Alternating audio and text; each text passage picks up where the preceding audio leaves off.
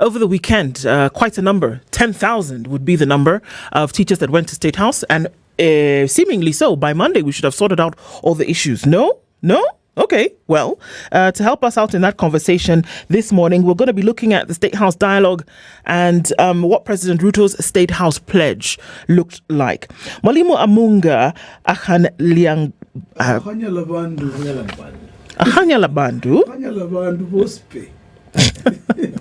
Akhanyalabandu. You and I are in the same pot because now I have one name that I cannot pronounce properly. Akhanyalabandu is an education advocate and a researcher at the Kenya Women Teachers Association. He's here in the situation. Good morning, Mwalimu. Good morning. How are you doing? Big pleasure to be here. Karibu sana. We're very glad to have you in the room this morning. Also joining us is the director of Tunza Mtoto Coalition, Janet Oko. She's here this morning. Good morning, Janet. Good morning. Karibu sana. Thank you. Thank you for joining us this morning. We're looking into this conversation around education and essentially what it seemed to be. It is a focus group, and it is one of the focus groups that was called to State House. Teachers specifically is one of the focus groups that was called to State House to kind of sort out the issues or to hear from the teachers what the problem was. But before we go into this conversation today, let's take you to the Benin Republic. Bini, however you would look at it, a country in West Africa that borders Togo on one side, Nigeria on the other, Niger on one side, on the north, as well as Burkina Faso. And one of the things that they said in terms of a proverb, which we'd like to get your interpretation of, is this: the thing which is in the belly of someone is what is in his heart. The thing which is in the belly of someone is what is in his heart. Mwalimu, we'll start with you. Can we hear your interpretation of that? What's in your belly is what's in your heart. I taught history, and Benin was one of those countries with a lot of historical background, Asante Kotoko. So what I know about what's in your belly is what's in your heart. Yeah. Could just be what we normally say in Kenya, that what you have eaten is what you count, and that's what drives you. That is what if somebody feeds you, if somebody puts something in your stomach, that's the person you support. That's the person you. That's the person who really loves you. That's my person. Bas, the one who feeds you is the one who loves. Tumbo. That is my person. I love it. That's very dangerous. Why is that dangerous? Looking at the trend we are seeing in the State House. Yes. You know, so has someone studied that proverb so well that they know that people vote with their tummies? Scary. It's very scary. So how would you interpret it? I don't know. It just confused me. But I know that I want to link it to the mouth. Because closer in the Bible they say, from the abundance of the heart, the mouth speaketh. Yes. So if you're linking the mouth to the heart to the belly, so what is in the belly is in the heart and will ultimately be brought out from the mouth. It will come out. Yes. We'll know your intentions. Yeah, by your mouth. By your mouth. We'll know. Still speaks to the State House affair that you raised. The promises. Yeah. The abundance of the heart The mouth. has spoken. Yeah, that's it. The mouth has spoken. Should we now rest easy, knowing that the president has pronounced himself on education issues and matters that we're having? And is that credible enough for all of us Kenyans to agree that from now on our education matters will be fully addressed? Our teachers, the looming strike in a few days or so will be called off because CBAs will be honored among other issues. Should we rest easy? Well, Janet, I don't know. I don't know about you. Right. But the president's words lately mean nothing, you know, and he has led himself there. It is not me that we've had this thing about lying and lying and lying. Even hear people saying that we have someone that can lie for Africa, if not for the globe. So it is not that there is anything that the president can say today that anybody, I want to see that person that takes the president seriously on what he says. I can take you through a million things that he has said. And he doesn't seem to be bothered by how his mouth runs faster than the actions. I don't know that this visit by the teachers 10,000 teachers. Over 10,000, I'm aware. They were above 10,000 teachers. Yes. I don't know how that would be called a focused group discussion. Yes. It even defies a mob. Agreed. I do not know what that is. And therefore, if you pose a question to 10,000 people, and one person is shouting, everyone is, shouting, and then you want to tell us that you made a decision because teachers told you. Yes. I think we really are getting to a very difficult situation where we have to call the head of state out. It's very difficult when you sit here and you tell the president that you are lying. It's really a very bad place to find yourself. And the management by which he is managing many other sectors, it is not only education. Right. I sat here a few months ago, and I remember one of the things that I said that went viral. I am vindicated today because I said at that particular time, the Teacher Service Commission CEO's tenure was coming to an end, and I warned here, and I said the only institution that was working at that time was the Teacher Service Commission, and I said William Ruto will use this particular chance to bungle the Teacher Service Commission. It has happened. He has bungled the thing. If you listen to the conversation that were happening in State House, I have no problem with anybody visiting. Clearly, you cannot decline. If the president calls you, for breakfast, you would go. But I have a very big problem with the conversations that are led by the president, who we very well know that is not a believer in systems. He is not a believer in structures. He will waste no opportunity to crash any structure that he's standing. He believes in himself, his word. He believes in manipulating anything and anybody. How would you call 10,000 teachers to discuss a matter that is squarely in the hands of a constitutional commission such as the Teacher Service Commission? Apart from the fact that you want to sabotage that institution, apart from the fact that you know that you hold that institution by its balls, why else would you find the comfort to discuss matters that are squarely the place of a constitutional commission? Okay, well, so let's look at some of those issues, Janet, shall we? And also Mwalimu, because these are the things that came out. Again, we like these point agendas. So they met, right? It is it's being called a historic meeting. Yes. 10,000 plus. According to Janet, it's more than 10,000. Yes. Key presidential commitments, because he then took the opportunity to make some promises. The collective bargaining agreement review is the number one. He said that they acknowledge the need to shorten the CBA period from the current 4 years.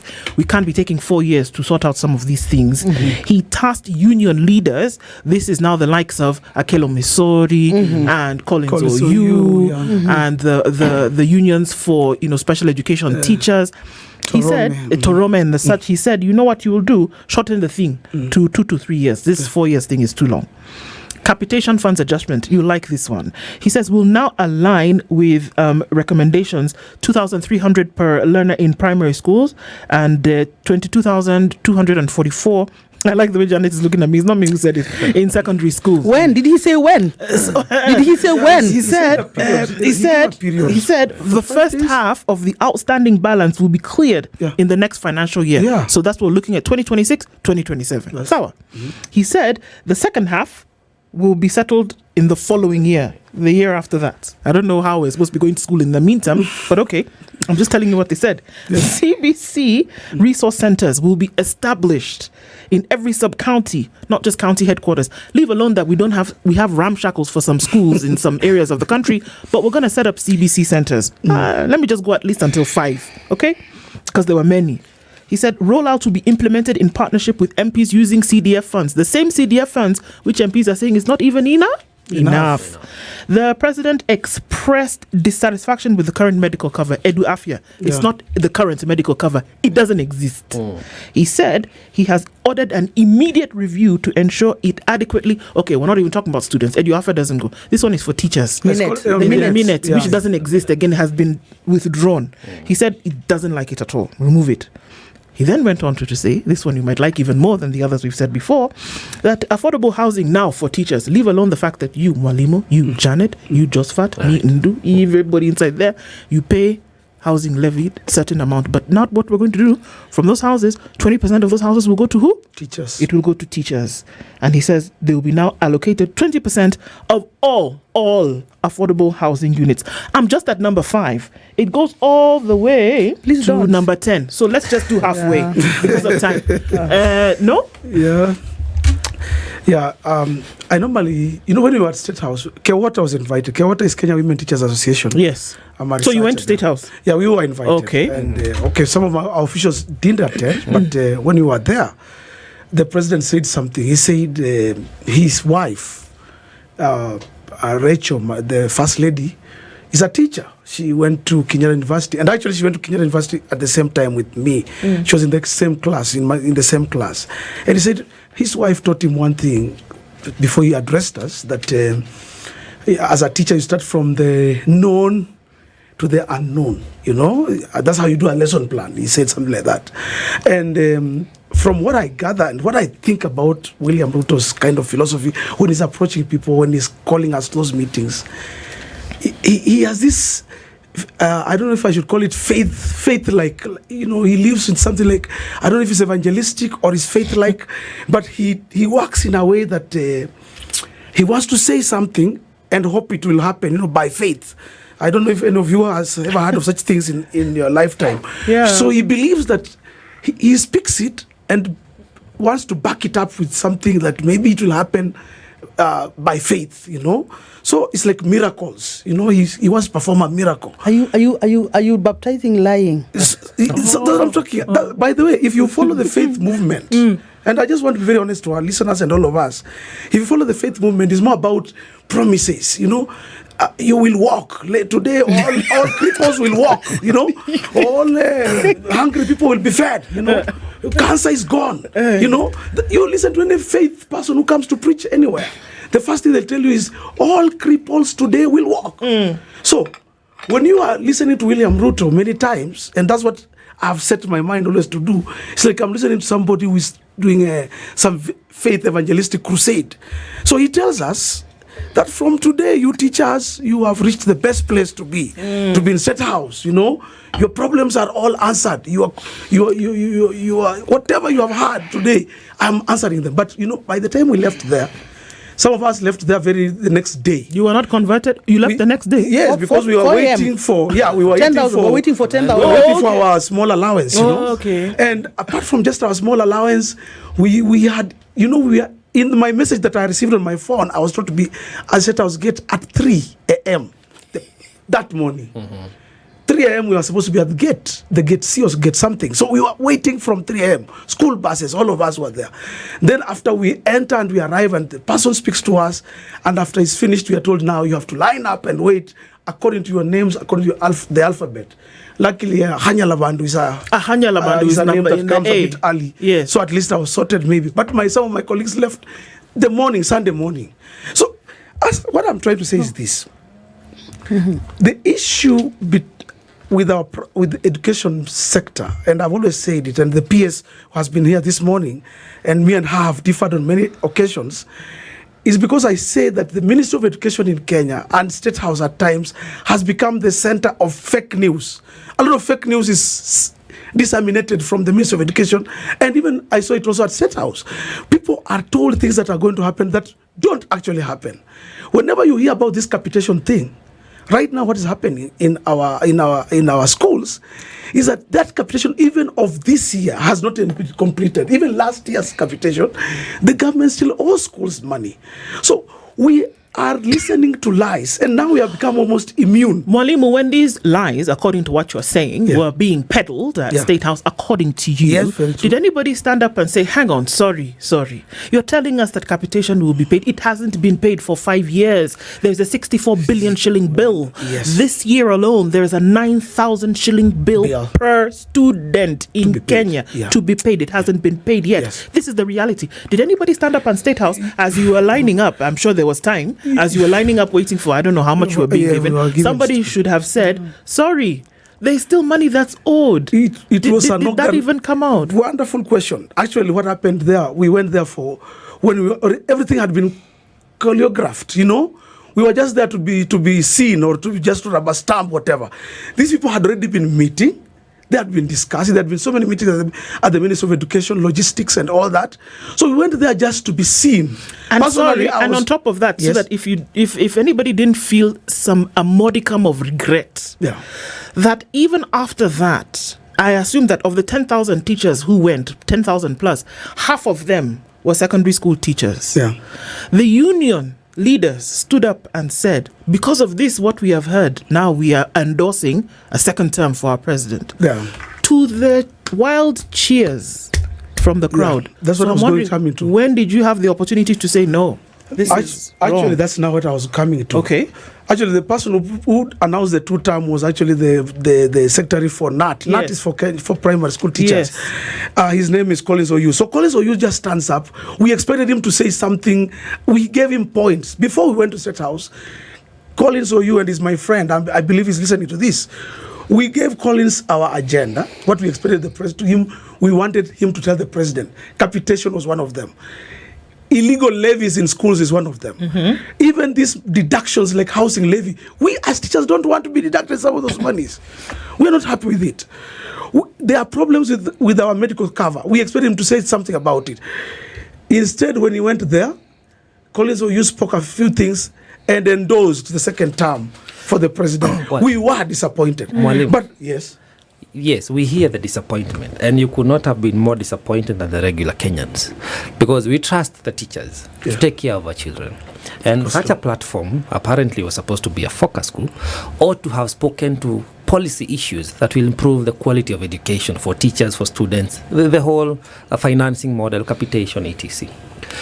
But then we wonder, as Doi is asking, you guys reported 3 a.m. as requested, and apparently we hear that there was a miscommunication. The provision for the 10,000 was for the day and night attendance. So don't complain about leaving late.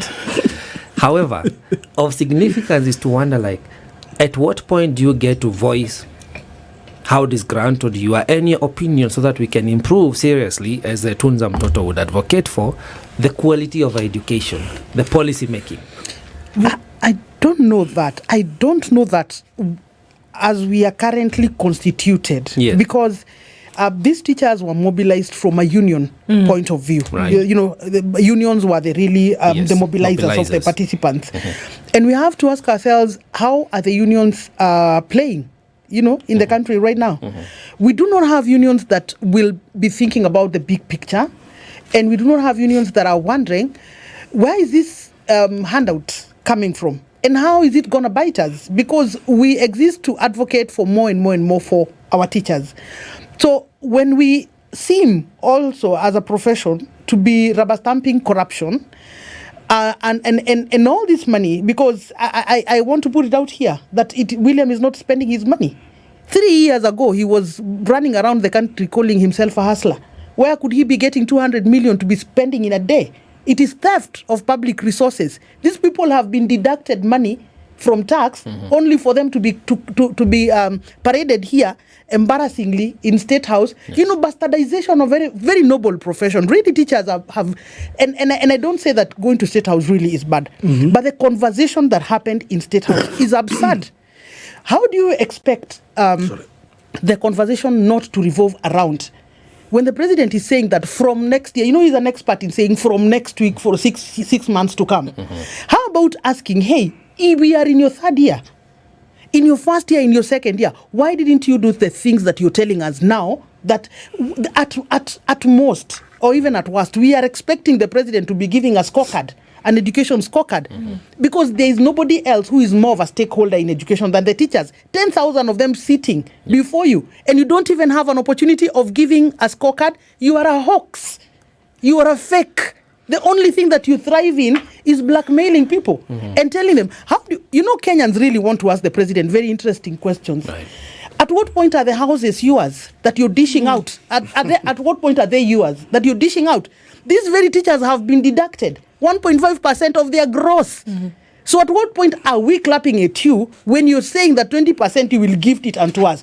Why is the president imagining that everybody in this country is so stupid and he's the only sharp person in this country. And it is no. And we're telling the president, stop pushing us to have uncomfortable conversations with you. We are used to respectable people occupying those places. We are used to having conversations about governance. I don't care whether he's so saved or he's so biblical or he sees visions. That is not what we are talking about. We are talking about implementing a constitution. We are talking about governing a country. What does governing a country look like? It looks like accountability. It looks like you explaining to us, I have 200 million that I have gotten from place X. Because this is the same person who is telling Kenyans, tighten your belts. Tighten your belts. I mean, why is the president leading us to this place that he's leading us? It is going to become very unacceptable of William Ruto to be referred to as the head of state. With all due respect, we have seen heads of state. This is not the conduct. And you know what? The good thing is, let people go to State House and collect this money. And when they remain silent, in future, let them not ask questions. I'm really waiting for teachers because I've seen a strike notice or something. Yes. I want to look at them saying that they want money. And I will tell them, no, you went to State House and collected money. You are supporters. I'm seeing a schedule here on this paper today. First August, border. Second, this is 1 billion. On this paper, this is 1 billion Kenya shillings. Do you know that for William Ruto to spend 80 shillings on a primary school one child, 80 shillings per term? Not so. Yeah, it is crisis. Sometimes it's actually 23 shillings. 23 shillings per child is crisis. But he cannot bat his eye to dish handouts 10,000. We are not asking William, where are you getting this money? We are not asking William, why are you dishing our houses? In fact, as a matter of fact, Kenyans need to move to court and wonder what is the criteria for apportioning these houses that we are being deducted for. There doesn't seem to be criteria. Tomorrow preachers will be called to State House. They will be given 15%. What will you be given, you taxpayer? Mwalimu, as you say what you want to say, because I agree, footballers were given a portion of it. They were to get houses as well. Who else? When are journalists going? A promise, Mwalimu. Yes. A promise is a comfort to a fool. Yeah. And what is coming out is that everybody was fooled from that teachers' meeting. You pronounced yourself very well that the NAT secretary did not present what you wanted him to present as union members. So I wonder when the NAT election is coming up and whether you're going to practice accountability when serving that secretary as what he deserves. Now, that's a very great... Actually, that's where I was heading to. Okay. Now, what happens in this country, and especially unions, and Janet has put it very well, and Janet knows this, our unions are dependent on the government.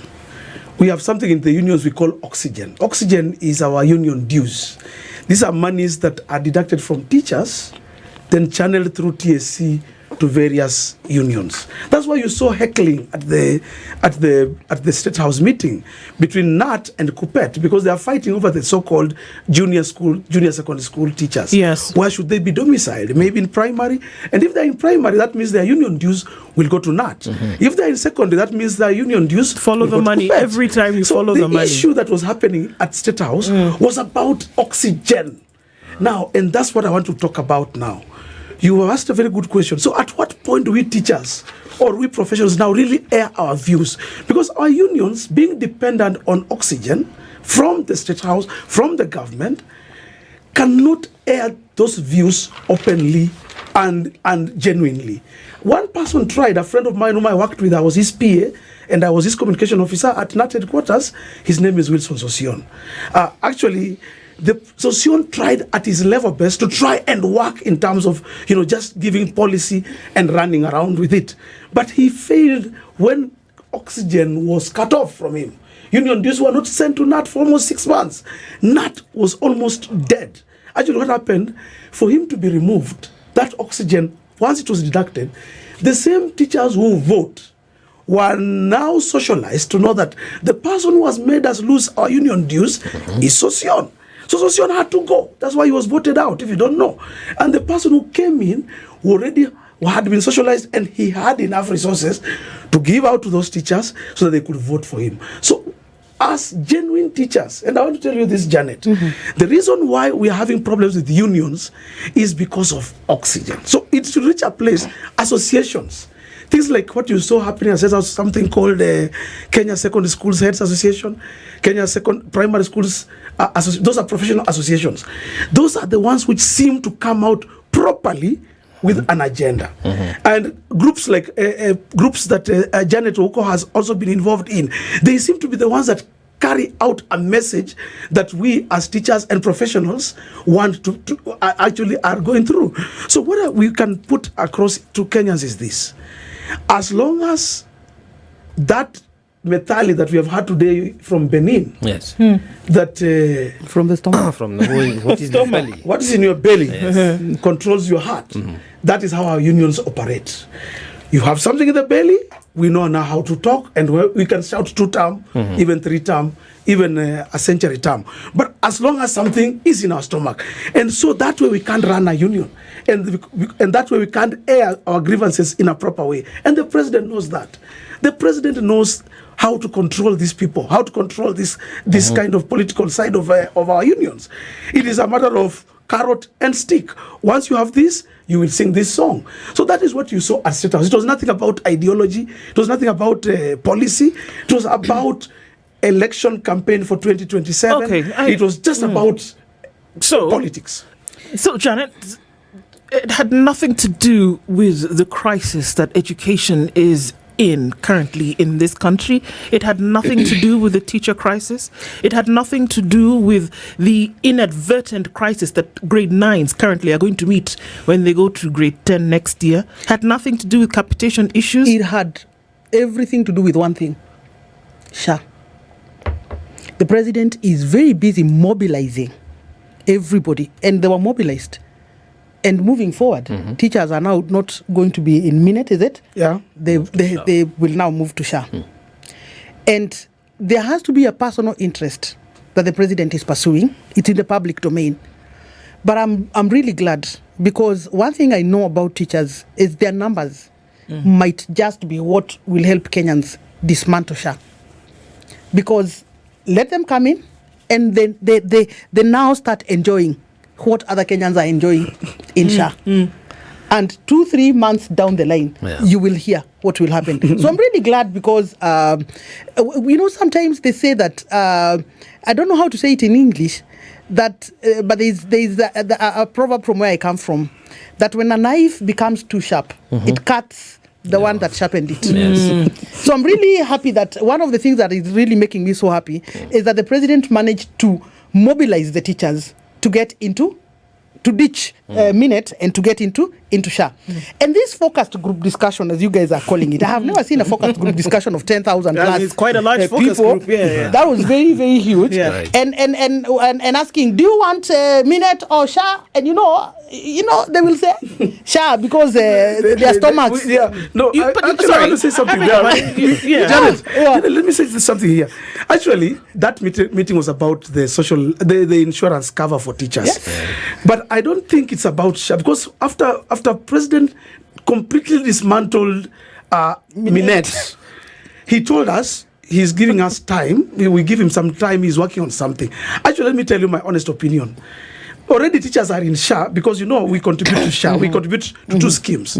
We have the comprehensive one, which is called Minette, where it treats us, it has other things that. Then we have the national one, which is called SHA. So we have deducted both. Okay. But now, I have a feeling, Janet, the president has an idea of another player coming in.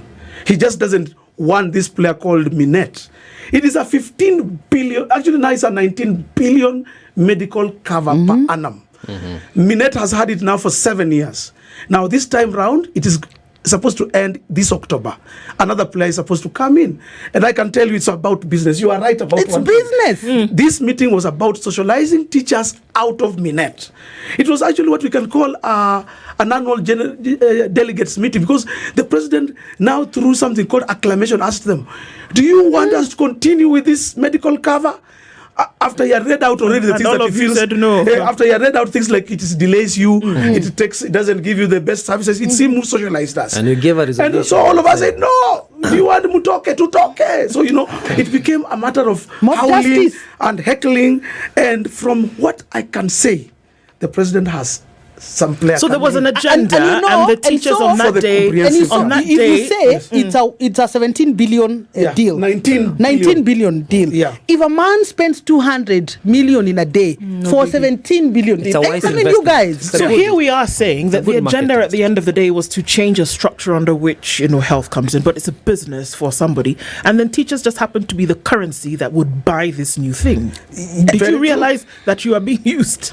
We realized later. We After you collected the 10,000. Yes, because it is not our union leaders who are socializing us. They are not the ones who are mobilizing us to tell us to go out of the cover. This was something like it had been very well planned, very well choreographed. The teachers will come in. We shall talk about this. But the main agenda is the 19 billion medical cover for teachers. And the president, for those who may not know, he has been a player in the insurance industry. I can say it here. He has been with Amaco. Actually, in our circles in the unions, we are being told That Amaco may be coming in to provide the comprehensive cover. Don't forget, this is the national cover. Then there's a comprehensive cover. Right. Parliamentarians have it. All these other people have it. Police have it. So what we're going to do, we will remain in SHA, yes, but we'll also be supplemented with another player. Now, this player is now what we are fighting over. That's where they're fighting over. And that is what the meeting was about. That's what the meeting was about. A sad state for Kenyans, because at the end of the day, we still have an educational crisis from the whole system, from the funding, from the personnel. So it begs, if teachers could be fooled, what happens to our students? Now, and I think I really like the temple out there with Kenyans who are able to see, and even the teachers, because when they were in State House, still others were texting and saying, I don't even think that some of them actually even went just for the State House. Not many people have been there, so to see. there's some people For who the just went to optics, see. they want to feel strip. To just feel, and plus it then really hurt. So the folly is when the president is sitting here today and probably thinking that he has bought over all the teachers. When every teacher looks at his or her payslip, there is a conversation they want to have with the president, and they were not allowed to have that conversation with the president. That's true. So it was. When you say they were not allowed, what does that mean? Because he was the speaker. He was the main speaker. He was the main speaker. He took the stage. Actually, when he came in, he didn't go to his seat. He immediately started addressing us. Yes. He took over and went on and on. Then finally said, now I can take some few questions. You see? And the people had to read the questions or to take the speech who had already been selected. So people like us, we wouldn't say anything there. And you see also in terms of setup and protocol, when these teachers were hosted, you're in someone's place. You're in This somebody's meeting house. was not in a neutral ground. So you cannot really even expect that the teachers would probably be themselves. You have been hosted by somebody. And I think generally what we are saying is that 3 years down the line, because William has been president for 3 years, and we have seen a pattern. When he came in, it was excuse after excuse after excuse. And you remember a slogan that was going around? Give us time to work. We gave time to work. Right. We did not find money came in. We did not find. When we came in, there was no money in the when thing. we came in, there were empty coffers. Yeah. After that, went around, flew like for 3-4 months. At about the 8th month, they started saying, blaming the past government. This went wrong because the past government they did. 1 year down the line, that now story is no longer selling, and no work has been done. 2 years down the line, no work has been done. Now we enter year 3. We are past year 3. Brand new promises, because now 2025 is, where is the work? Where is the scorecard? What exactly are you doing about accountability? What are you doing about corruption? What solutions have you introduced, in the sector, for an example? And it is zero. So what do?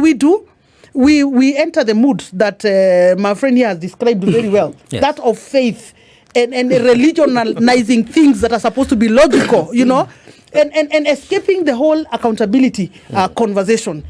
And here it is. I have said here severally that there are two sectors that do not lie. You can lie to us that we are now harvesting a lot of maize because you brought fertilizer and take credit when there is a bumper harvest in Kitale. That you can get away with. But education and health do not forgive. Education and health do not forgive. Right now, more than ever, we have school dropouts, and he can confirm that. Because when money is not being paid to schools, what happens? The teachers are strained. Yes. You cannot send away learners so that you do not give the government a bad name. So it is just the quality of education has gone down. And sadly, no one measures quality. How is quality measured? Quality is measured by the people that you let out of the system. The people, by 10 years, 7 years, you will be interacting with people that you wonder, did they ever go to school? But they did, and they did not, because they were 4 weeks in, 2 weeks away, 4 weeks in, 2 weeks away. And that is the sad state of affairs. Worst of all is having a president who swore to protect the constitution, and instead of doing that, he is thinking that he can do that by outsmarting people. I want to call upon Kenyans, really, let us stand firm and let us say what is enough is enough. If somebody can really walk over the education of your children, if someone can walk over the health of your most vulnerable, what else can they not do? Well, our viewers are saying, Janet, calm down. I know the country is burning, the situation room is on fire. But let me ask Mwalimu, because Janet is on point, and I do agree with you. Did it have to take a State House visit for all these promises to be pronounced? Yet, in my opinion, and I think a lot of Kenyans do agree, all these matters are constitutional. They are constitutional organs that are supposed to address retirement benefits, everything. TSC. Why did it have to take a State House visit for them to be pronounced? Because there were some other interests at play. But actually, as you put it, Right. matters salary cannot be discussed at State House. We have got the Salaries and Remuneration Commission, Yes. SRC, which discusses, actually it is the one that nowadays even unions have no work in terms of salary, because the SRC is the one that actually pens the final thing that finally we receive as teachers. Then we have issues to do with the ministry itself. The ministry itself is an organ of government that's supposed to come up with policies. Yes. Then the Teacher Service Commission. And then there's Parliament. You see some of those things that were being discussed there. As long as there's no budget for them, that's why you see saying in the next financial year, because Parliament has to approve a certain budget there. So going to State House was not the stage or the platform to answer our problems. State House was a cover-up. State House was something stage managed by the president and the political elite in this country to kind of hoodwink teachers that something is going on when actually nothing is going on. The truth of the matter is I am on the ground. I have been in class for almost 30 years. And in class, I can tell you the truth of the matter. Something like what we call CBC in our public schools is not there. What you really call skill-based curriculum is not there. Because if you don't have the teachers to do it, you can't deliver it. What you hear being referred to as junior school is a scam. It's not there. Because a teacher like me, when I was at college, I was trained to teach literature and history, for example. Right. Then when I'm recruited to go and teach junior school, I'm told to teach biology, chem, whatever, all those things. I can't teach, and I'm not even retooled. Right now, we in what we are calling the senior school now, where you teach high school. We have not even been retooled. We don't even know what CBC is all about. We are finishing this year the former curriculum, yes, 844. Our class is ending next year, that is.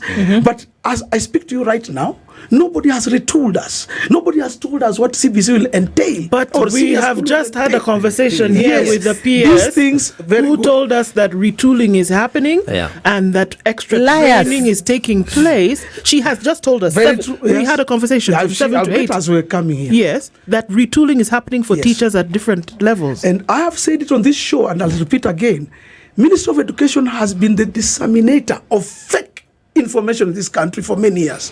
And when you see these people come here and to talk the way they talk, many times if you put them to task, even ask them, have you visited a classroom? When were you last at Olympic Primary School classroom in Nairobi? When did you visit a Shivinga Primary School in Huisero? To find out what exactly is going on. Do you know, Janet, that what we used to call inspectors, quality assurance people in schools coming from the ministry where the people who has been sitting here is supposed to be managing are no longer there. We don't have any of those quality assurance people coming to schools to inspect the curriculum itself. So what we are saying is this. There's a lot of fake news going on about education. We teachers who are on the ground, and I can tell you, education is made up of three things: quality tools, quality teachers, well-paid teachers well remunerated, and then quality environment. That's the only time you can achieve quality education. If you don't have those three things, you can't. And I can tell you, as of now, none of those things are quality. That's why that's why our children get E's. Go to any statistics, anywhere. Look for any exam that has been done in this country. Everything is below expectation. E's are more than A's, more than B's. And most of our children are D material. Why? Why? Because education, The preparation has failed. process. We have too many people sitting in offices wearing ties like this one of mine, coming to these studios and disseminating fake information about what's happening in schools. When we teachers who are in schools are not even consulted. And let's talk about the TSC. Okay. Because TSC is actually what holds everything together. And instead of the president really taking his time to try and put that institution to order, Yes. I know it's absurd that when I said here that the president was going to bastardize the succession of TSC, many people said, what are you saying? Isn't it happening right now? We have a moribund case that was sponsored in Mombasa to block the recruitment process of TSC. Because why? Find out who is the acting TSC CEO right now. And it is a fact. The president thinks that people do not see these things. We see them. Who is we know who the acting We CEO know who the of acting the TSC CEO is. of TSC but is. connect the dots, Janet. I'm connecting the dots because every strategic space, the president has made sure that somebody from his village, yes, and I'm saying this, don't call me tribal. Facts are facts, and they will remain as such. That is what is happening in TSC. And that is why today we do not have a statement from the Teacher Service Commission saying all that took place in State House were shenanigans, because this is an independent commission, like what we usually see the judiciary doing. The commission cannot be ordered left and forth. What do you mean when you say that we are going to set up a committee between TSC and the Ministry of Education to look into promotion of teachers? Yes. What has the Ministry of Education got to do with promotion of teachers? And you this have a is commission. squarely a function of the Teacher Service Commission. So this is the characteristic of a man that we have known, that he was actually going to put his stooge in Teacher Service Commission, so that 3/4 of the recruitment of teachers, we know where these things are going. When did you ever find the history of TSC that we have known? Have you ever had, we have had members of parliament saying on podiums that I was given forms to come and distribute in my village? Why are we stepping on institutions that people have worked so hard to build? Can't the president for once just respect the constitution? Can't he let institutions that are working to work? Must he go down with every other institution? It's really painful when they're sitting down there and the president is giving instructions to a commission that is established by Article 237 of the Constitution. And he's saying, TSC, go and form a committee. Who are you? You don't have those powers. Why are you taking us to more Yera days? And why then? Who are you? But surely, we have... And I'm a bit worried here because the life of our children... in terms of an education, is being put in the hands of teachers who went to State House, 10,000 of them, and listened to this, what you're calling balderdash. Maybe you didn't use those words, okay? But they're listening to this and taking it. So shouldn't we be more worried about our children who are being taught by the teachers, Mwalimu, who went and listened to all of these things, 1, 2, 3, 4, 5, 6, till 10, and everybody, there's nobody who didn't clap. Over the weekend, and then we're going to return to class on Monday and teach our children. Can you believe on that psyche? Can you believe recommendation? Is it 3 or 4 that the president has said that they look into the CBA and they shorten it? What exactly is wrong with the president? Are you telling us that CBA was some concocted? They didn't look at the economic realities. They didn't look at. There were no factors they considered. They just went ahead and said 3 or 4 years, and now you're ordering them. Can you go? CBAs are sacred. CBAs are here. Where is he coming from to suggest? I have a problem with somebody who thinks that he can overstep legal processes, constitutional processes. Yes. We have a problem with them. But that's okay, Janet. Yes. He said this, he made these proclamations, but there were 10,000 plus people who listened to him and applauded him. For me, that's the problem. He can say whatever he wants to say. But the people, the practitioners and the deliverers of education were there. We are angry. Why wasn't We're this hearing meeting this. in Crown Plaza? No, You know, when you invite Should somebody we in not your be home, a little bit more worried that the agents of education in this country primarily are teachers? Yes. The stakeholders primarily are the students. Yes. So please help me understand Yes. why it was okay to be accepting of these things for the whole day until 3 a.m. the next morning. Why? Why? I'll say it. Yes. We teachers are also not zombies. You know, it's not that we are fools, that we just went there to clap and maybe we just But clapped. that's what we saw. No, we clapped, yes. At the joke. You we clapped we at could the have joke. been laughing at him, you know. You may think that we are laughing in support, but we could be laughing at what he's saying. So at the end of the day, I can say this. I'm one of the, Janet will tell you, I'm a writer and a blogger for teachers. I'm one of the most serious bloggers in teachers forums, right? And I've been following what teachers have been saying about what happened at State House. I can tell you 90% of what the feedback I'm getting, they were not happy with whatever was spoken there. Even the officials of NAT and Kupet today, and I talked to so many of them, are in danger, grave danger. Elections are coming. This coming December, we have general, what we normally call annual delegates meeting. Yes. Omboko Milemba comes from my village. He's the chairman of Kupet. People almost wanted to go and burn his house. He's my friend. Teachers. So Collins, or you cannot speak, cannot even sit in a social joint with teachers right now because of what happened at State House. So clapping, we were just clapping. But our hearts were not converted. And I've told you something. When you deal with President William Ruto, deal with a man who is like a preacher, like one of these guys who promises you heaven. My father's house has many houses and many rooms. I'm giving you We're 20%. I'll give you 20%. You know, this is a preacher. This is a person who you can believe him or not believe him. If you believe him, fine, have faith. If you don't believe him, like me, most times I don't believe him, and most of us teachers don't believe him. And I can tell you, come 2027, Yes. if teachers were to vote, even despite having gone to State House, I can tell you, Janet, I can face you now. the one term. We will vote him out.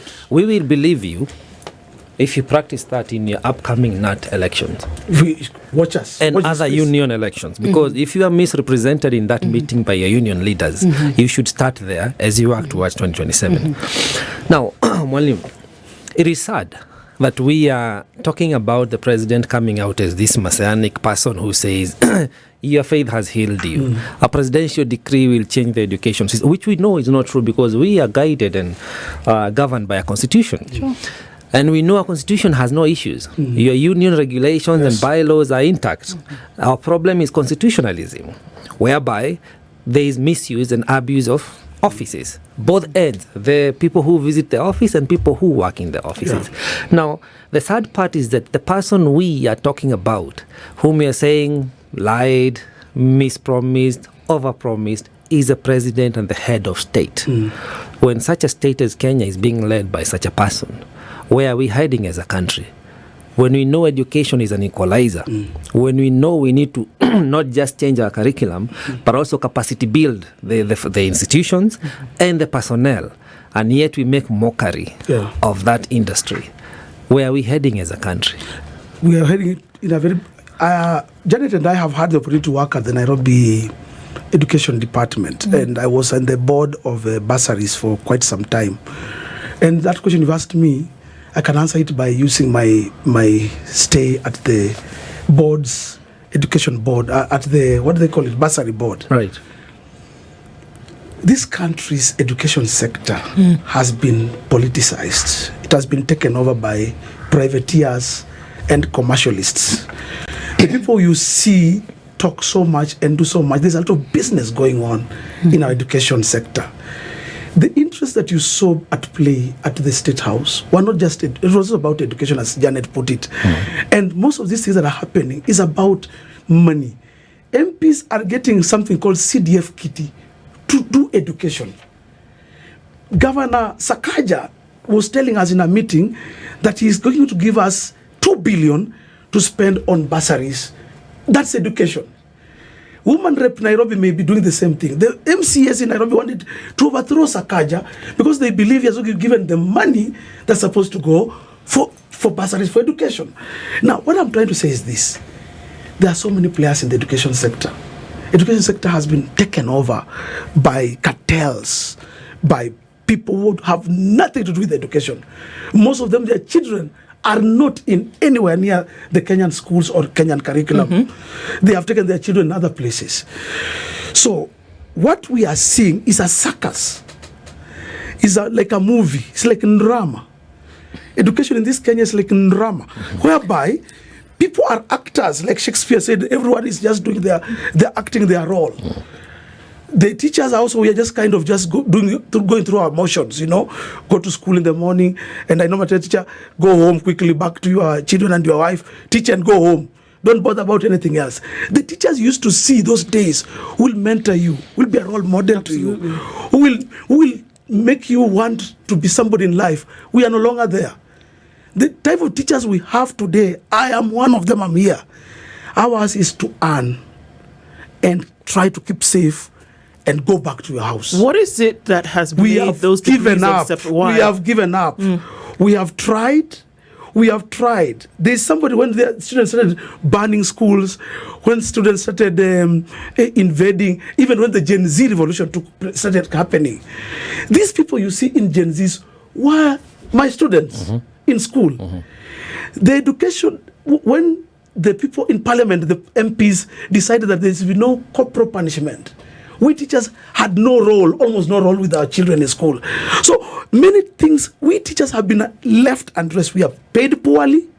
The children are better than us in terms of rights. They have better rights than we teachers. So all I can tell you for now is that the education sector is a theater of the absurd. Okay. It is a failure. Yeah. Now, Janet, I frown at and I want to pick from where Mwalimu has left it, that I frown at the thought that the Gen Z revolution is as a result of the indiscipline of the young kids or the Gen Zs, because in my opinion, I think it is a failed system that has frustrated them, socially, economically, and one of the aspects is the education system. They went through a free education, which, our late President Mwai Kibaki did very well to establish. But then along the way, the focus changed, and the objectivity of that changed. And now we have people who are learned out in the streets. They cannot land a job. The creativity, you would say, is wanting because the capacitation was not very well done. So from where you stand, tunza mtoto or rescuing any child in terms of education, what would be the way forward for us as a country? I'm feeling very hopeful, especially when I think about the majority of Kenyans who are youth and seeing the behavior of the youth. I want to contend here that the 10,000 teachers that were invited to State House, you could really find out, and I would really want to hear from him. Probably if we had any young person there, I don't even think they could form 10%. So there's a certain thinking that the older people are carrying. Calling these people children is misled. At the ballot, we are all age mates at the ballot. As long as when you attain the age of 18, all of us now become age mates in terms of our rights, in our electoral rights, which is something that the political class has really tried to shred. You've had them being called names. They've been called evil children, and the parents like us, we have been told that we have brought up our children badly. And I think there's something that is fading away. One of the things that is fading away is the ability for them to buy into the lies that we have been buying. I can bet you if we had 30% of Gen Zs in that shenanigan of a meeting in State House, it could have not ended the way it did. Because the good thing about our children is that they're analytical. They're able to ask, excuse me, what does that mean? No, you are not the Salaries and Remunerations Commission. Where are you coming from to even comment on matters CBA? Excuse me, there is Teacher Service Commission, that is the institution that looks at promotion. How about you let them do their job? Now, that is the kind of voter That is the kind of voter that we have right now. Yeah. And as the older generation, a good number of us do not want to ask those questions. And we still want to call these people children. If you were asked, between the person that is asking and the person that is not, who is a child? Oh, that's we have to take some humility. You know, we have to take some humility and accept that these children have told us, our children are telling us, we are not letting you lead this country in the direction that we have seen the choices that you have made. We have seen the choices that you have made. And we are telling you they are bad choices. And 2027, we are going to show you the way. Because I am very sure there is somebody that does not have a chance in the house. You can compensate. And you see this unconstitutionalism that we are talking about has been manifest. This is the same president who was forming some committee to investigate some debt. We know William. He does not solve any problem. He just forms a team to manage people. And we are telling him, no, we are not our parents either. Okay. You cannot manage us. He went ahead to form a committee for compensation. What is a whole commission, the Kenya National Human Rights Commission, supposed to do? We are supposed to be coming from a place of what has the commission done, so that then there are gaps. Therefore, because of these gaps, I am forming this team. But I believe in unconstitutionalism. The Gen Zs are saying we are not proceeding like this, and I'm happy because they are backed by the millennials. Please, this is a moment that we have to tell each other the truth, and we have to say, this is our country. All right. We cannot glorify Messianism. We don't want William Ruto to save us from anything apart from saving us from himself. We're going to take a break on that note because this conversation continues even after this. And added to this conversation will be Onesimus Maluki, who is the UWASU organizing secretary. The folks at the university have said they will be going on strike in a minute. Mwalimu, yes. The higher education teachers, lecturers also at this meeting? They were there? No, they were not invited. They were not there. They were not invited for good reason, perhaps. Let's extend this conversation and let's have Maluki join us. This is the Situation Room, the only way to start your day.